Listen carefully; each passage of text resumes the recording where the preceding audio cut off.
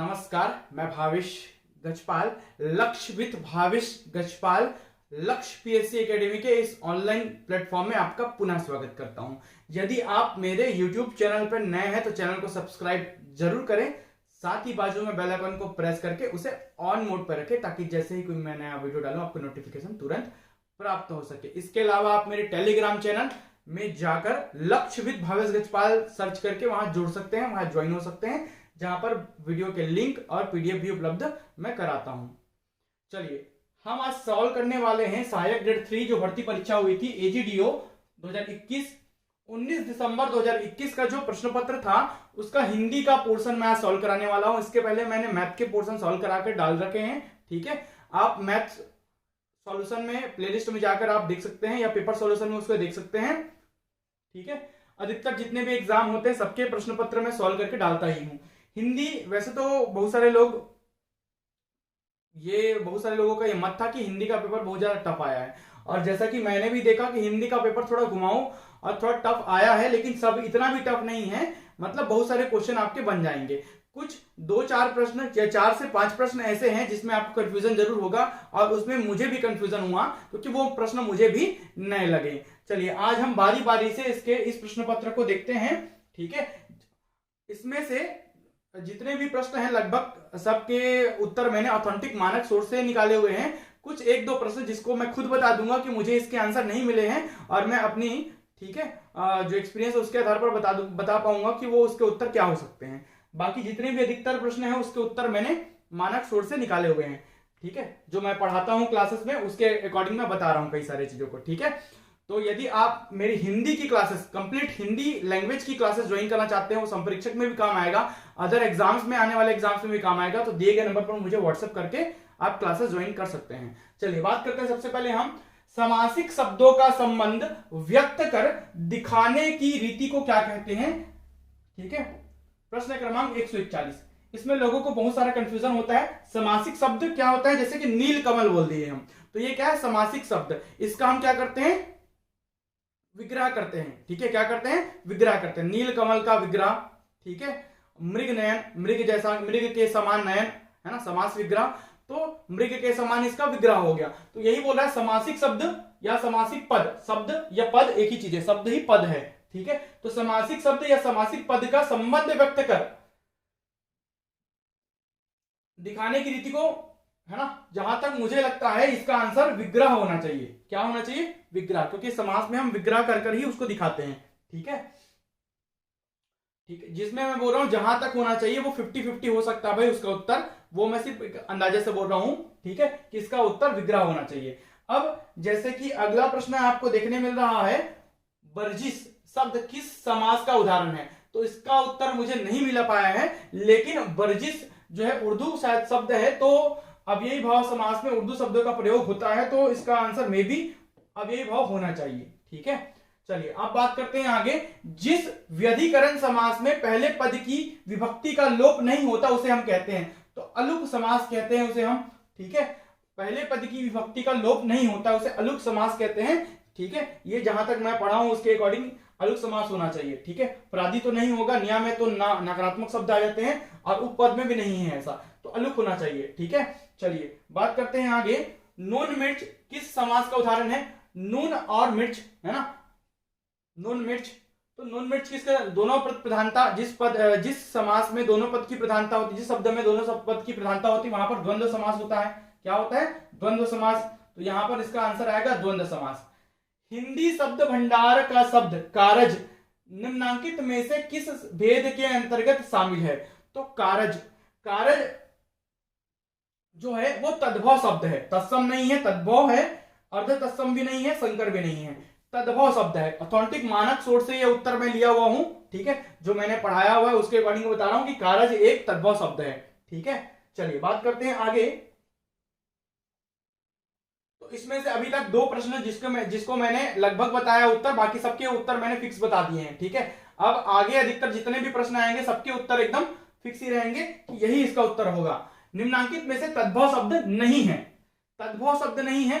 घोड़ा, घोटक, कर्म और काम को कर्म कहते हैं, ठीक है, कर्म और काम को कर्म कहते हैं। कर्म तत्सम शब्द है, घोड़ा का घोटक हो जाएगा तत्सम शब्द, ठीक है, और मतलब ये दोनों तद्भव शब्द है। तो ये आखर जो है, ढाई आखर प्रेम का है ना, आखर जो है वो तद्भव शब्द नहीं है, वो तत्सम शब्द है, ठीक है। जबकि घोड़ा, करम और काम ये जो है वो तद्भव शब्द है, बाकी यही बस जो है वो तद्भव शब्द नहीं है, वो तत्सम शब्द है, ठीक है। तो इसका उत्तर होगा आखर। एक चीज मैं क्लियर कर देता हूं कि मैं जिस प्रश्न को 50-50 या मैं गैस कर रहा हूं उसके उत्तर यदि आपको फिक्स पता है तो आप कमेंट बॉक्स का उपयोग जरूर कर सकते हैं। इसके अलावा जितने भी मैं प्रश्नों के उत्तर दे रहा हूं वो मानक सोर्स से है, ऑथेंटिक सोर्स से दिए जा रहे हैं। जिस 5 प्रश्न में मैं आगे जो बताऊंगा, जिसमें से 4 से 5 प्रश्न ऐसे हैं जिसमें मैं गैस कर रहा हूं, ठीक है, कि उसके आंसर ये हो सकते हैं, बाकी सबके उत्तर मैं एकदम फिक्स दूंगा कि यही इसका उत्तर होगा, ठीक है। तो उसके लिए आप कमेंट बॉक्स का उपयोग कर सकते हैं, अन्यथा अदर प्रश्न में वाद विवाद ना करें। नीचे दिए गए शब्दों में से देशज शब्द है, तो देशज शब्द में अधिकतर वे शब्द आते हैं जिसमें ट, ठ, ड, ढ इन शब्दों का गड़बड़ है ना, ठेठ इस टाइप के शब्दों का प्रयोग होता है। तो जाहिर सी बात है ठेठ जब देशज शब्द है तो ठेस भी क्या होगा, एक देशज शब्द होगा, ठीक है। ठेस भी एक प्रकार का देशज शब्द है। अब अगला प्रश्न है, निम्नांकित में से हिंदी शब्द भंडार में शामिल विदेशी मतलब आगत शब्द कौन सा है? तो हलवा एक प्रकार का अरबी शब्द है ना, हलवा एक आगत शब्द है। चट, टर्राना, अक्षर इस टाइप के जो शब्द होते हैं वो देशज होते हैं, है ना। बाकी सभी जो शब्द है इसके अलावा जैसे हलवा हो गया, ठीक है, हाजमा हो गया, ये सभी आगत है मतलब विदेशी शब्द में आते हैं। हलवा एक विदेशी शब्द है, ठीक है। बढ़ते हैं, चलिए अब हम बात करते हैं प्रश्न क्रमांक 149 में। देखते हैं टीका शब्द का लिंग है, ठीक है। तो टीका शब्द में स्त्रीलिंग है, आकारांत शब्द है, आ की मात्रा है, देखिए लास्ट में आकारांत और टा में बड़ी की मात्रा है, तो अधिकतर आकारांत शब्द स्त्रीलिंग होते हैं, ठीक है। तो आकारांत स्त्रीलिंग शब्द है टीका, टीका शब्द एक स्त्रीलिंग शब्द है, याद रखिएगा, ठीक है। ये भी मानक सोर्स से मैंने निकाला हुआ है। निम्नलिखित में से बहुवचन शब्द है, तो बहुवचन शब्द प्रत्येक और हर एक जो होता है हमेशा एक वचन होता है। औकात और तवारीख, ठीक है, ये भी आपका एक वचन शब्द के अंतर्गत आएगा। जबकि दर्शन और अक्षत एक बहुवचन शब्द है, दर्शन अक्षत एक बहुवचन शब्द है, प्रत्येक और हर एक हमेशा एक वचन में होता है, याद रखेंगे, ठीक है। दर्शन अक्षत एक बहुवचन शब्द है, याद रखिएगा। चलिए बात करते हैं आगे प्रश्न क्रमांक 51 की। वर्तमान काल के कितने भेद हैं? तो वर्तमान काल के 5 भेद होते हैं। कितने भेद हैं? 5 भेद हैं। बढ़ते हैं अगले प्रश्न की ओर, अगले स्लाइड में। अगला स्लाइड में अगले प्रश्न की ओर हम बढ़ते हैं। देखते हैं, क्रिया के जिस रूप से यह पता चले कि वह भूतकाल में हो सकती थी किंतु किसी कारण से नहीं हुई, उसे किस काल की क्रिया कहते हैं? तो उसे हेतु मद भूतकाल की क्रिया कहते हैं। मैंने अपने क्लासेस में पढ़ाया हुआ है, ये बहुत सारे प्रश्न जो क्लासेस में पढ़ाया पॉइंट टू पॉइंट वैसे का वैसा उसको परिभाषा सहित पूछ दिया है, ठीक है। तो इसे हेतु मद भूतकाल कहते हैं, ये इसका उत्तर होगा। आगे बढ़ते हैं, निम्नांकित में से कौन सा शब्द शुद्ध है? ठीक है, तो सीधा, साधा, सौजन्यता, बाबुओं और आंसुओं। तो आंसुओं शुद्ध है, ठीक है। सीधा साधा नहीं होता, सीधा सादा होता है, ठीक है। सौजन्यता नहीं होता, आपका सौजन्य होता है, ठीक है। सौजन्य जो है शुद्ध है, सौजन्यता नहीं, ठीक है। जबकि सीधा सादा नहीं होता, सीधा सादा होता है, साधा नहीं सादा होता है, ठीक है। बाबुओं ये भी अशुद्ध है। जबकि आंसुओं में कई लोग ये लगा देते हैं, ये गलत है, ओ की मात्रा आएगी, तो आंसुओं सही है, ठीक है। चलिए बात करते हैं इस प्रश्न क्रमांक 156, आजू बाजू देखते हैं क्योंकि एक साथ है। नीचे दिए गए वाक्यों में शुद्ध वाक्य का चयन कीजिए, ठीक है। तो पहला वाक्य है, तब शायद काम जरूर हो जाएगा। तो तब और शायद एक साथ नहीं लगते, शायद यहां पर नहीं आएगा, तो ये अशुद्ध वाक्य है। यह व्यंजन बना रही थी, सॉरी वह व्यंजन बना रही थी, ये सही वाक्य है, ठीक है। उसकी गर्दन शर्म से नीचे थी, तो नीचे थी नहीं होता, नीची थी होता है, ठीक है। उसकी गर्दन शर्म से नीची थी, ये शुद्ध वाक्य होगा। इस 10 वर्षों में देश ने काफी प्रगति की। बहुत सारे न्यूज चैनल में आपने सुना होगा कि इस नहीं बोलते, इन 10 वर्षों में बोलते हैं।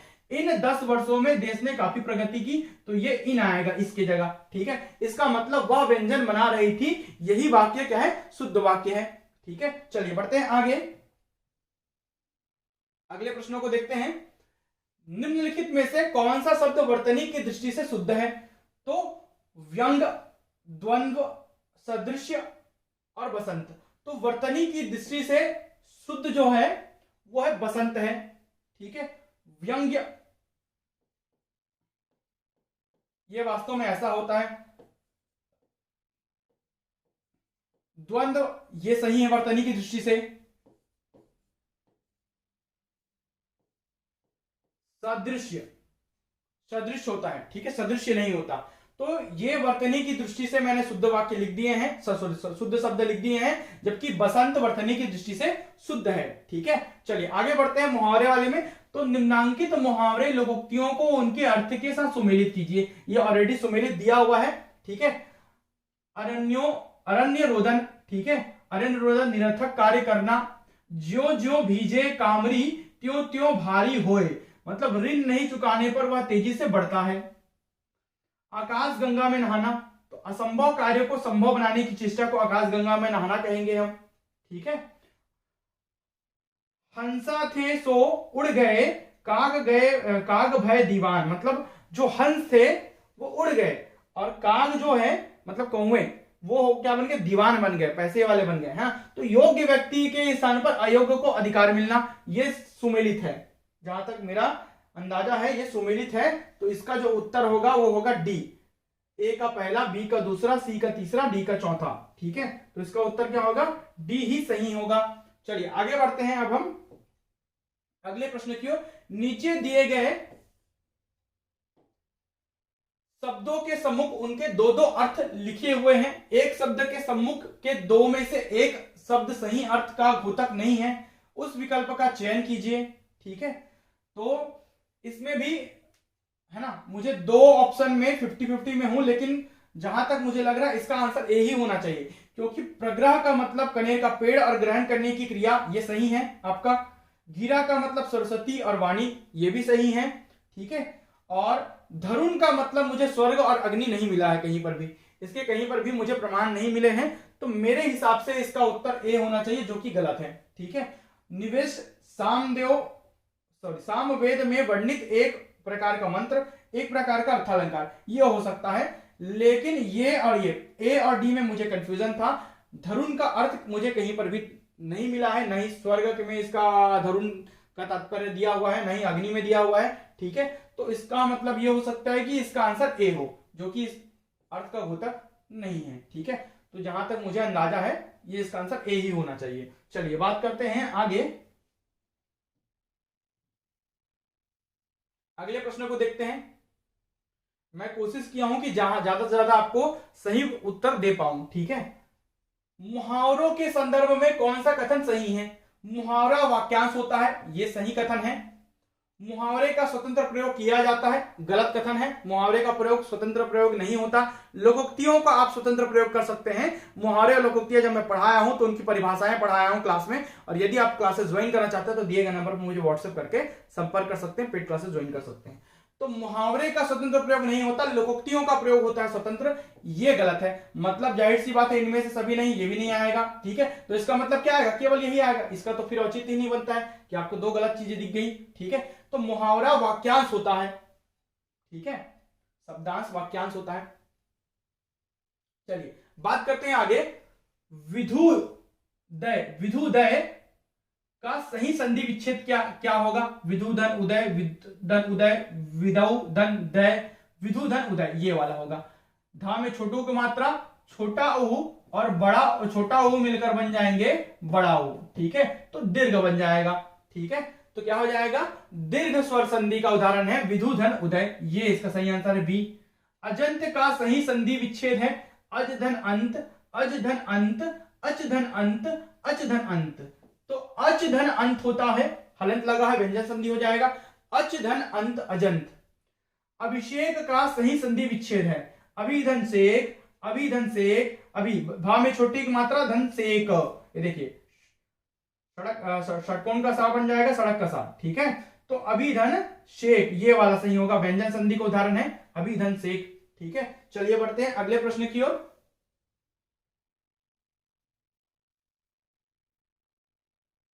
इस वाले को देख लेते हैं। निम्नलिखित वाक्य के लिए रिक्त स्थान की पूर्ति के लिए उचित एवं सटीक मुहावरा कौन सा होगा? चोरी करते हुए पकड़े जाने पर सिवाय खालिस्तान के और क्या होगा, मतलब चोरी करते हुए पकड़े जाने पर सिवाय खालिस्तान के और क्या होगा, क्या होगा, आपको लज्जा होगी, है ना। या इसमें से क्या सही बैठेगा, पानी फेरने, सिवाय पानी फेरने के और क्या होगा, सिवाय पानी के मोल बिकने के और क्या होगा, सिवाय पानी गंवाने के और क्या होगा, सिवाय पानी भरने के और क्या होगा। ठीक है, तो ये मोल बिकने और पानी भरने वाला तो आएगा ही नहीं। ठीक है, सिवाय चोरी करते हुए पकड़े जाने पर सिवाय पानी भरने के और क्या होगा, ये तो नहीं होगा। पानी फेरने के और क्या होगा, या सिवाय पानी गंवाने, पानी मतलब इज्जत की बात कर रहे हैं यहाँ पर, पानी का तात्पर्य इज्जत भी होता है ना भाई, तो इज्जत गंवाने के और क्या होगा। तो मैं इन दोनों ऑप्शन में कंफ्यूजन में हूं कि ए आएगा या सी आएगा। ठीक है, शायद इसका आंसर ए या सी में से एक होना चाहिए, जो कि हो सकता है पानी गंवाने, इज्जत गंवाने के सिवाय और क्या होगा, सी होना चाहिए। ए और सी में से 50-50 में हो, दोनों में से आप फाइनल उत्तर में एक बार देखिएगा। चलिए बात करते हैं अगले प्रश्न की। ठीक है, तो इनमें कौन सी विशेषता संधि की नहीं है। संधि निरर्थक अक्षरों से सार्थक शब्द बनाती है, संधि में प्रायः शब्द का रूप छोटा हो जाता है, संधि का विच्छेद होता है, संधि में दो पदों का योग होता है। संधि के लिए सही क्या नहीं है, संधि में दो पदों का योग नहीं होता, दो वर्णों का मेल होता है, ये आपका गलत है कथन, इसलिए इसका उत्तर होगा डी। ठीक है, बाकी संधि का विच्छेद होता है, संधि में प्रायः शब्दों का रूप छोटा हो जाता है। ठीक है, ये भी सही है, तो जाहिर सी बात है पहला को सही माना ही जाएगा, क्योंकि यहां पर साफ साफ लिख दिया कि संधि में दो पदों का योग होता है, समास में दो पदों का योग होता है, संधि में दो वर्णों का योग होता है, दो वर्णों का मेल होता है। ठीक है, चलिए बढ़ते हैं अगले प्रश्न की ओर। अगला प्रश्न बोल रहा है निम्नलिखित मुहावरे में किन दो मुहावरे का अर्थ लगभग समान है। तो किन दो मुहावरे का अर्थ लगभग समान है, पेट का पानी ना हिलना, पेट में बात पचाना। पेट में बात आप पचा लिए, तो पेट के पानी को हिला नहीं रहे हो, मतलब पेट में ही रख ले रहे हो। ठीक है, तो इसका अर्थ है कि पहला और चौथा सही है, ये और ये दोनों मुहावरे का अर्थ लगभग समान है। अगला है संसार की किस भाषा में पूरे के पूरे शब्द हैं जिसमें एक भी स्वर नहीं है। तो ये वाला प्रश्न तो मुझे नहीं मिला भाई, आप अगर आपको मिलता है तो कमेंट बॉक्स में कमेंट करके जरूर बताएं, और अन्य यदि उत्तर भी मिलते जिसको मैंने 50-50 बताया है, जिसको मैंने गैस किया है, उसके लिए आप कमेंट जरूर कर सकते हैं, कमेंट बॉक्स आपके लिए खुले हैं। चलिए बात करते हैं आगे।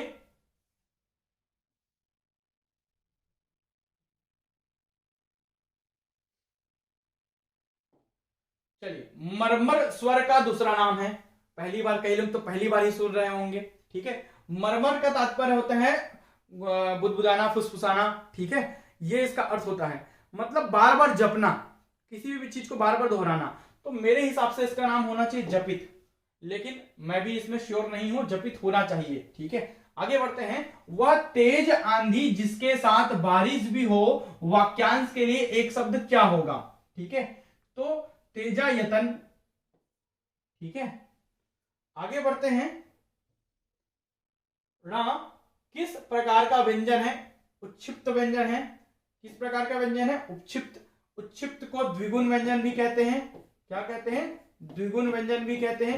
इसको उत्क्षिप्त नाम से दिया है, मैंने अपने क्लास में पढ़ा है कि द्विगुण को उत्क्षिप्त कहा जाता है। बहुत सारे बुक्स में द्विगुण भी बस लिख के दे देता है, उत्क्षिप्त नहीं लिखता। ठीक है, फंसना नहीं है। यमुना का पर्यायवाची शब्द नहीं है, तरनीजा है, कालिंदी है, सूर्य तनिया है, कौस्तुभ नहीं है। तरनी मतलब सूर्य, जा मतलब स्त्रीलिंग के लिए प्रयोग होता है, जा जन्मी, जन्मना, वह महिला या वह स्त्रीलिंग जो उससे जन्मी है, तो तरनी से जन्मी मतलब सूर्य से जन्मी यमुना। सूर्य तनिया, तनिया मतलब पुत्री। ठीक है, सूर्य की पुत्री है मतलब कौन, यमुना। कालिंदी मतलब यमुना, तो कौस्तुभ नहीं है पर्यायवाची में। ठीक है, आगे बढ़ते हैं। निम्नलिखित में से सही वर्तनी वाला शब्द है चरमोत्कर्ष, महत्वाकांक्षा, मुमूर्षु और दायित्व। तो सही वर्तनी वाला शब्द है मुमूर्षु।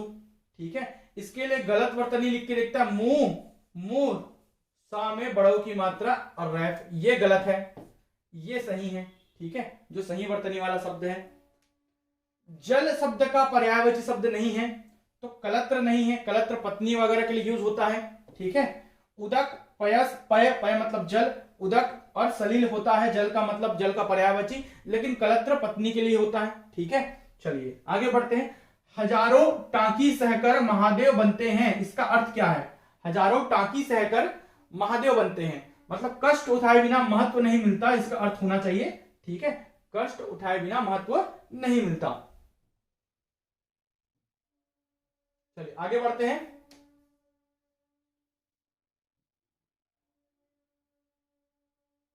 अगले में क्या बोल रहे हैं? गिरोह शब्द निम्नलिखित में से किस वर्ग में आएगा?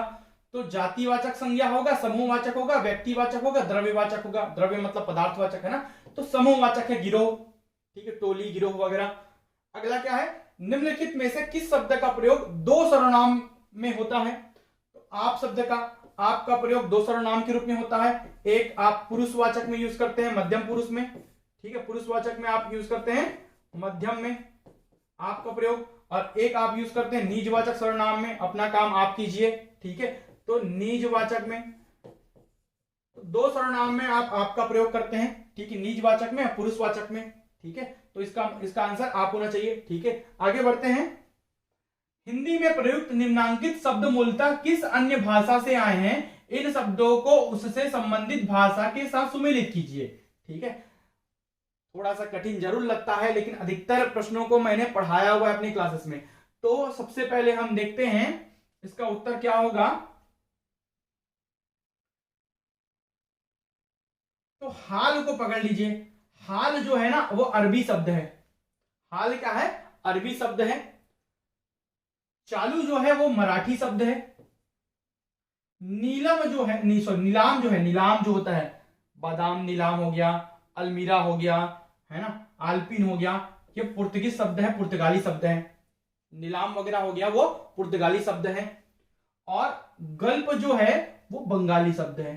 तो इसका मतलब इसका उत्तर होगा बी, जिसमें से दो श्योरिटी आप पता कर लेंगे। हाल अरबी शब्द, नीलाम पुर्तगाली शब्द। मराठी और बंगाली से आपको कोई लेना देना नहीं है, मराठी और बंगाली से आपको कोई लेना देना नहीं है, क्योंकि है ही नहीं हमारे हिंदी के पुस्तकों में। केवल आपको पुर्तगाली, अरबी, फारसी शब्द देखने मिलेंगे, उन्हीं को बस रटना है, आपको मिल जाएगा। हाल एक अरबी फारसी शब्द है और नीलाम एक पुर्तगीज शब्द है, पुर्तगाली शब्द है, ठीक है। बाकी आप दो खोज लीजिए, मिल गया। डी का चौथा खोज लीजिए और बी का तीसरा खोज लीजिए। डी का चौथा, बी का तीसरा इसी बस में है, मतलब यही वाला उत्तर होगा, ठीक है। चलिए आगे बढ़ते हैं अब हम अगले प्रश्न की ओर। निम्नलिखित में से कौन सा वाक्य प्रविशेषण का उदाहरण है? प्रविशेषण, विशेषण की और विशेषता बताने वाले शब्द प्रविशेषण कहलाते हैं, ठीक है। उसकी टोपी काली है, काली की विशेषता बता रहा है क्या? कोई नहीं, काली एक विशेषण है, इसकी और विशेषता बताने वाला शब्द है क्या? नहीं, तो ये गलत। थोड़ा पानी ले आओ, पानी थोड़ा ले आओ, थोड़ा बस है विशेषण। वहां नुकीला पत्थर है, पत्थर की विशेषता बता रहा, नुकीला केवल विशेषण है। क्षत्रिय बड़े साहसी होते हैं, साहसी एक विशेषण है, उसमें बड़े शब्द लग गया, मतलब बड़े शब्द जो है वो प्रविशेषण है। तो साहसी की किसी भी विशेषण की विशेषता बताने वाले शब्द प्रविशेषण। क्षत्रिय बड़े साहसी होते हैं, क्लास में पढ़ाया हूं इस उदाहरण को, जस का तस उतार के पेपर में दे दिया है। क्षत्रिय बड़े साहसी मैंने क्लास में पढ़ाया हुआ है, ठीक है। तुम्हें, अगला प्रश्न देखते हैं। तुम्हें यह काम करना चाहिए, यह वाक्य संयुक्त क्रिया के अंतर्गत किस क्रिया का उदाहरण है? ठीक है, तो आवश्यकता बोधक है। तुम्हें यह काम करना चाहिए, यह संयुक्त क्रिया के अंतर्गत आवश्यकता बोधक में आता है। संयुक्त क्रिया के मैंने प्रकारों को भी पढ़ाया है, जिसमें यह आवश्यकता बोधक में आता है। बात करते हैं कंज शब्द का अर्थ है, तो कंज का सब, सॉरी, अर्थ नहीं है, तो कंज का अर्थ होता है ब्रह्मा। बहुत बार पूछ चुका है व्यापम में, कंज को रट लीजिए, कंज आता ही है। ब्रह्मा, कमल और अमृत होता है कंज का मतलब, लेकिन प्रकृति नहीं होता, तो प्रकृति इसका उत्तर होगा। निम्नांकित में से कौन सा शब्द चैत्य शब्द का एक अर्थ है? चैत्य, चैत्य जैसे ही सुनते हो तो बौद्ध धर्म का याद आ जाता है लोगों को, है ना। ज्ञान, हिंदी पंचांग का पहला महीना चैत्र, चैत्य, है ना। एक अर्थ है पूछ रहा है। पीपल, जो चेतना या ध्यान का विषय हो। अधिकतर लोगों को सबका सब सही लग रहा होगा कि ज्ञान भी सही होगा, हिंदी पंचांग का पहला महीना को भी तो चैत्य बोलते हैं, जो चेतना या ध्यान का विषय है उसको भी तो चैत्य बोलते। नहीं भाई, चैत्य का तात्पर्य है पीपल। सही अर्थ है हिंदी में चैत्य का तात्पर्य पीपल। यहाँ पर किसी की समाधि है, वहां पर बनाया जाने वाला मकबरा जैसा क्षेत्र चैत्य बोलते हैं उसे, है ना। तो पीपल, पीपल चैत्य का अर्थ होता है। निम्नांकित में से दीवा शब्द का विलोम है, दीवा मतलब दिन, तो दीवा का, दिन का उल्टा क्या होगा, रात्रि। दीवा का विलोम क्या होगा, रात्रि। इस प्रकार जितने भी प्रश्न थे हिंदी के वो लगभग मैंने सॉल्व करा दिए हैं। मैं एक बार फिर से आपको बता देना चाहता हूं कि इसमें कौन कौन से प्रश्न में मुझे थोड़ा डाउट है, ठीक है। तो जो डाउटफुल जो प्रश्न है वो आपके हैं ये वाला, जैसे कि मरमर स्वर का दूसरा नाम शायद जपित ही होना चाहिए, है ना। ये एक प्रश्न है जिसमें डाउटफुल हूं मैं थोड़ा सा। ये संसार की किस भाषा में पूरे के पूरे शब्द हैं जिनमें एक भी स्वर नहीं, ये नहीं मिला मुझे आंसर कहीं पर भी, हिंदी के किसी बुक में मैं नहीं पढ़ा हूं इसको, ठीक है। इसके अलावा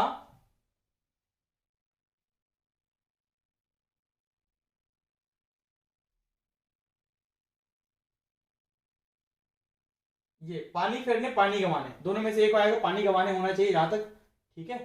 और बाकी तो सबका आंसर मैंने दे दिया था इसमें पहले पेज में।